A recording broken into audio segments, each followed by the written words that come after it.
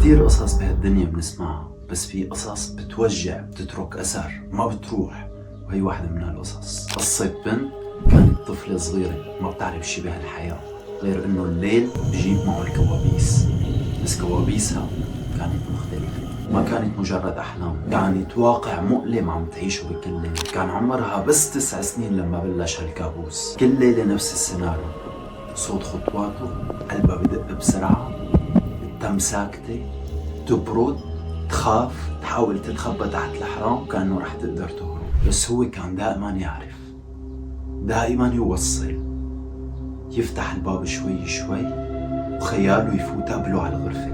ما كانت تقدر تتحرك، كل شي فيها يتجمد، ريحته لما يقرب تخنقها، يحكي كلام ما كانت تفهم، يحط ايده الكبيرة على تمها كأنه عم يخنقها ويكتملها صوتها. ما كان في مفر. الخوف، الألم، الشلل كل ليلة كان يتكرر. كانت خايفة تحكي، مو بس من تهديداته، بس كمان كان يلعبها كتير صح.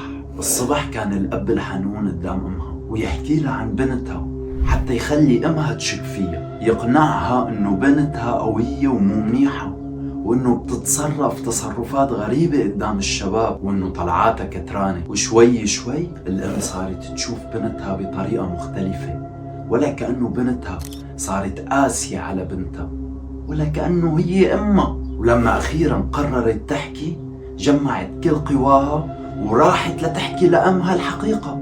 بس يلي صدمها هي نظرة أمها إلها، كيف صارت تطلع فيها، نظرة اشمئزاز، قرف، وكأنه هي الغلطانة. وطبعا أول شي الأم قالته لبنتها إنه لازم تخجلي من حالك، انت يلي عم تغريه، وإنه أبوك حدا كتير منيح. لحظة، شو؟ بهيك لحظة كل شي تغير، وفهمت إنه ما في حدا رح ينقذها. الوحش مو بس أبوها، الوحش هو الصمت يلي عاشت فيه طول هالسنين لحالها. الوحش هو المجتمع والناس والكوكب يلي بيبرر أفعال الرجل وبحط الحق على المرأة، بحط الحق على البنت، وإنه هي يلي عم تغري أبوها. هذا الوحش. مرت الأيام وكبرت هالطفلة الصغيرة، بس كبر معها هذا الجرح وهذا الخذلان وهذا الصمت يلي عاشته طول حياتها، ويلي كان يتكرر دائما.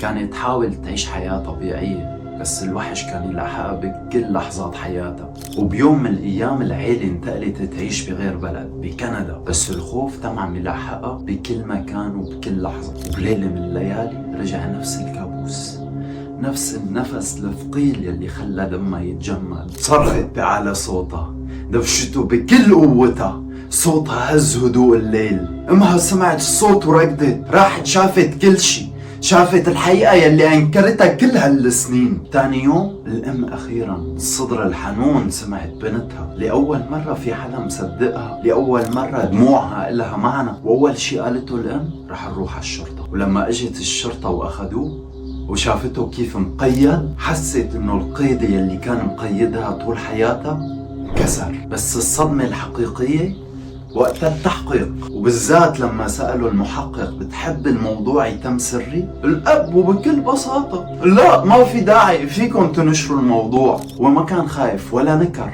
هو كان بده يفضحها. هو بيعرف كتير منيح كيف المجتمع رح يشوف بنته بعد هالقصة، انه هو رجل كل شي مبرر له، وانه هي البنت وهي الغلطانة اكيد. اما هي من رغم من كل شي صار، ربحت شي اهم من اي شي بالحياة، حريتها. هي قصة من واحدة من آلاف القصص اللي بتصير بكل يوم. بس مو كل حدا عنده الفرصة ليحكي، مو كل حدا عنده القوة ليوقف يقول لا. لا، العنب سواء كان لفظي أو جسدي ما لازم يكون شي عادي، ما لازم تسكتي عنه. إن كنتي أو كنت عم تتعرض أو تتعرضي لأي نوع من الأذى، ما تخاف وما تسكت. صوتك هو قوتك، هو حريتك. احكي، دافع عن حالك، لأنك تستحقي تعيشي بأمان وكرامة. صوتك هو حريتك، وصوتك هو حريتك. طبعا هدفنا من هي الفيديوهات هو توعية المجتمع العربي ونقل القصص اللي ما حدا عم يقدر يحكيها لحدا. فيكن تجوا تبعتونا رسائلكم وقصصكم، ونحن بنعمل عنا فيديو بكل سرية، ما حدا بيعرف عنك شي أو عنك شي، وبتشوفوا من تعليقات الناس ومن خبرة الناس شو لازم يصير. دمتم سالمين، وصوتك هو حريتك. لا تنسونا بالاشتراك واللايك والكومنت، ودمتم سالمين. نلتقي في حكاية جديدة.